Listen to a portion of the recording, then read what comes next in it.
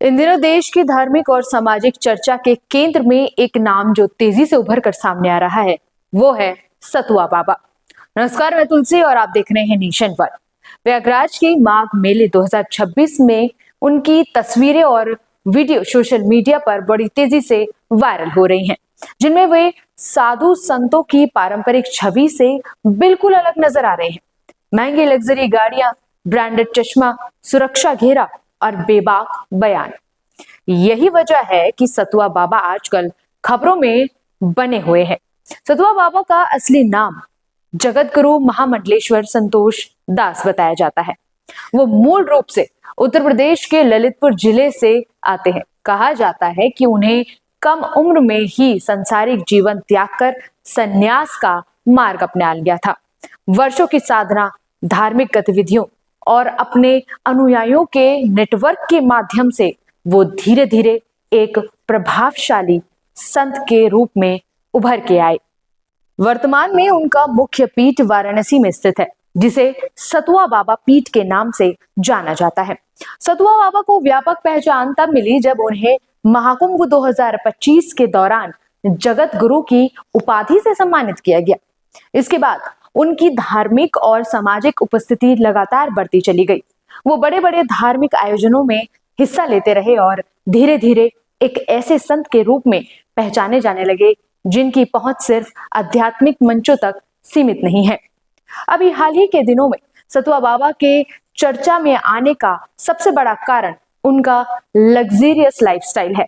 जी हाँ, माघ मेले के दौरान वो लैंड रोवर डिफेंडर और पोर्शे जैसी करोड़ों रुपए की गाड़ियों के साथ नजर आए।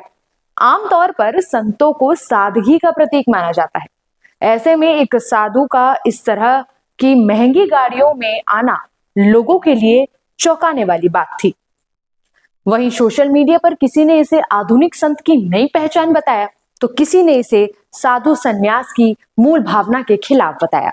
इस विवाद पर सतुआ बाबा ने खुलकर प्रतिक्रिया दी। उन्होंने कहा कि क्या संतों को सुविधा में रहने का अधिकार नहीं है? उनके अनुसार ये गाड़ियां व्यक्तिगत ऐश के लिए नहीं, बल्कि धार्मिक कार्यों, आयोजनों और शिष्यों की सुविधा के लिए है। उन्होंने ये भी दावा किया कि ये सभी संपत्तियां उनके अनुयायियों और संस्थान के नाम पर है, न कि व्यक्तिगत स्वामित्व में।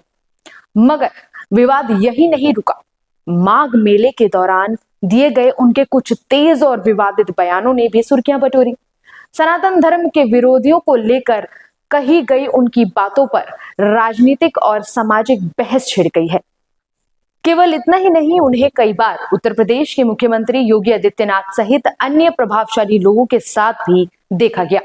हालांकि सतुआ बाबा स्वयं दावा करते हैं कि वो सक्रिय राजनीति से दूर है और उनका उद्देश्य केवल सनातन धर्म और समाज सेवा है। कुल मिलाकर सतुआ बाबा सिर्फ एक धार्मिक संत नहीं रह गए हैं, बल्कि वो आज के समय में धर्म, सत्ता, सोशल मीडिया और आधुनिक जीवन शैली के टकराव का प्रतीक बन चुके हैं। यही वजह है कि कोई उन्हें गुरु मानता है तो कोई उनकी आलोचना करता है।